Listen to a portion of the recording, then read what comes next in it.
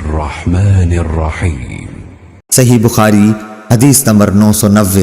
इमाम मालिक रहमतुल्लाह अलैह ने नाफे और अब्दुल्लाह इब्न दीनार से खबर दी और उन्हें हज़रत अब्दुल्लाह बिन उमर रज़ियल्लाहु अन्हु ने कि एक शख्स ने नबी करीम सल्लल्लाहु अलैहि वसल्लम से रात में नमाज के मुताल्लिक़ मालूम किया तो आप सल्लल्लाहु अलैहि वसल्लम ने फरमाया कि रात की नमाज 2-2 रकत है, फिर जब कोई सुबह हो जाने से डरे तो 1 रकात पढ़ ले, वो इसकी सारी नमाज को ताक बना देगी।